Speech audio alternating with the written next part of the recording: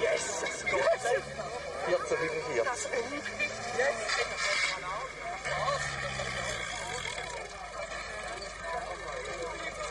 Oh, verdammt, warum hat er das gemacht? Der ist nicht offen. Yes. Der hat so wenig Schub gehabt. Das sind riesige Klappflüge, gehen da weg, wenn da Teile kommen.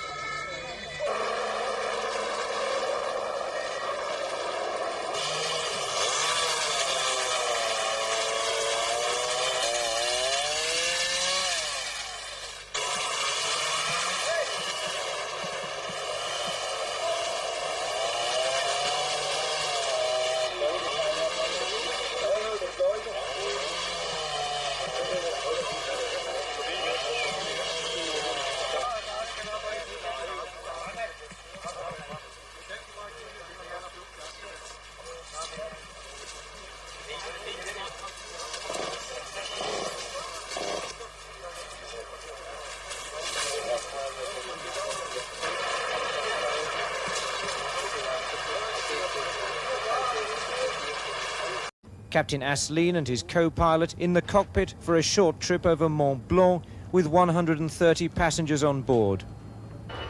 But first, just 4 minutes after takeoff, the planned fly-past at the Habsheim air display.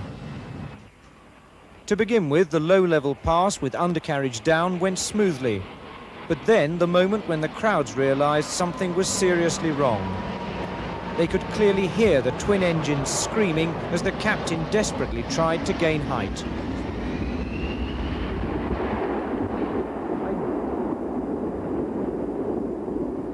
Oh la la.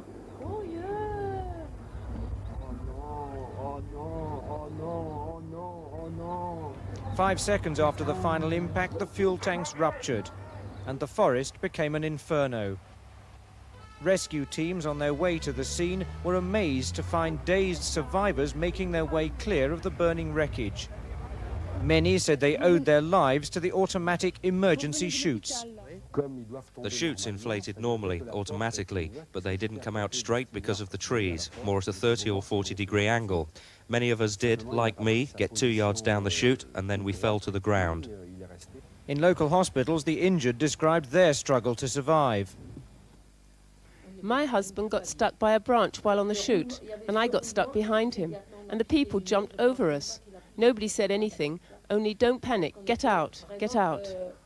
The flames were next to my wife. They licked the windows and the same happened the other side. My wife took my hand and we jumped. There was a lot of pushing, but we let the children out first. The crew did a wonderful job. It was their actions in a crash like this that meant far more survived than died. Dawn today revealed just how lucky the survivors had been. A great swathe through the forest and on the ground, the tail assembly and one wing, the only recognisable parts of an aircraft which entered service only last week. Through the wreckage moved the investigation teams, some from the Airbus makers, others from the French government. Central to their inquiries, the 2 flight recorders, which contained every detail of the Airbus's final moments. This afternoon, the magistrate leading the inquiry announced that preliminary evidence suggested that pilot error was to blame. So tonight, with 3 people dead, Captain ��𝗲 could eventually face criminal charges. It's early days, though, but whatever happens to Captain ��𝗲, tonight's news will please the Airbus consortium. They claim the aircraft has been given a clean bill of health, and they'll hope to see it back in full service throughout Europe as soon as possible. Robert Hall, News at 10 at Habsheim in eastern France. One answer is the high-technology flight deck, television-style displays, and a side stick instead of the conventional joystick.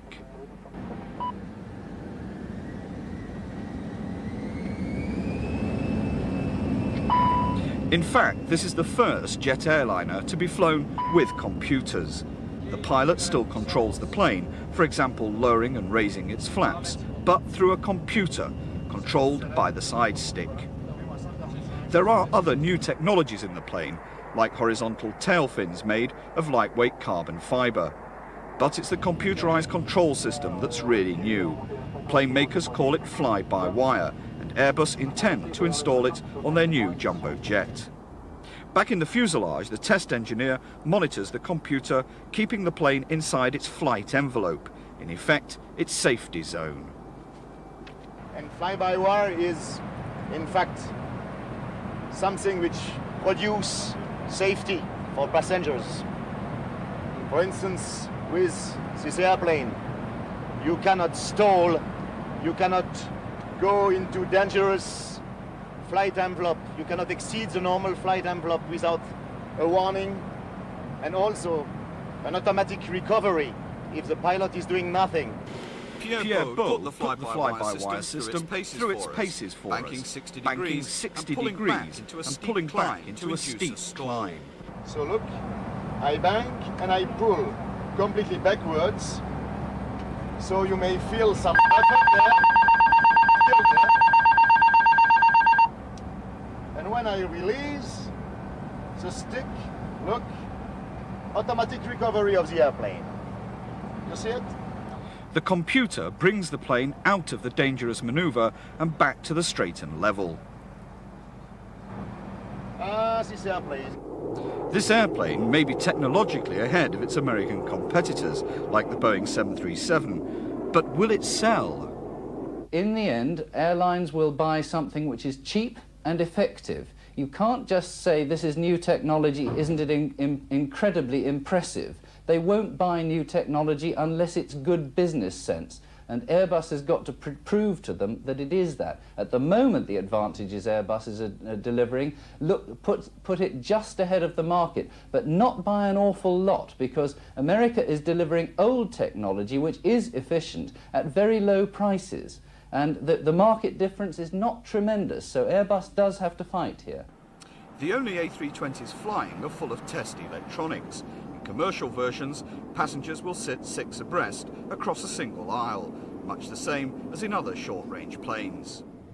The first A320s will go into service next spring with Air France and British Caledonian. Airbus hope to make about 8 a month at the peak of production, creating 20,000 jobs in Britain alone. But the A320 will face strong competition, especially because American plane makers are irritated by European government subsidies to Airbus.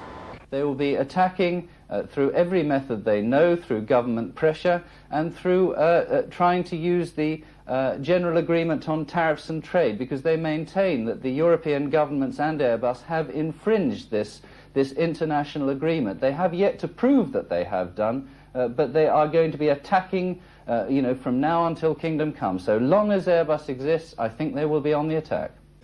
The spokesman for Airbus said today early indications after the accident suggest human error. And British Airways said it's satisfied with the safety of the plane and will fly its 2 grounded 320s from tomorrow. Nevertheless, the accident has raised questions about the revolutionary computer system on the 320. All the pilot's actions are fed from this side joystick through an optical computer. Whatever the questions about the computers on the 320, it seems increasingly likely that investigators will now turn to the possibility of human error. Of yesterday's crash to Harry Hopkins, a test pilot who's flown the A320. Well, this demonstration flight seems to be taking place in quite an enclosed space. So the pilot is manoeuvring and then straightening up. He's at quite low level, and in fact the engines are spooled back until quite a late stage. Test pilot who's flown. Well, there were small groups of trees at both ends, which means that the aircraft was manoeuvring until quite late in.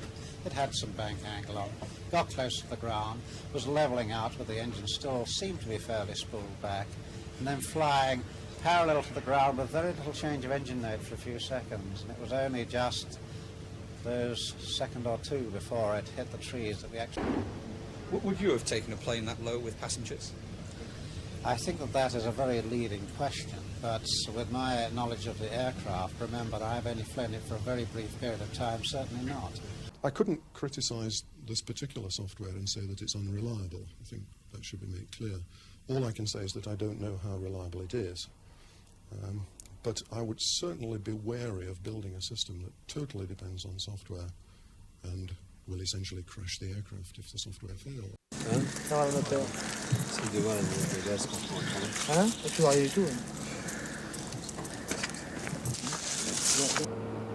Captain 𝗔𝗶𝗿 wearing a tracksuit, returned to the forest at Habsheim this afternoon to see for himself the devastation that was once one of the world's newest and most sophisticated aircraft. With him, co-pilot Pierre Mazière, still heavily bandaged, and members of the inquiry team.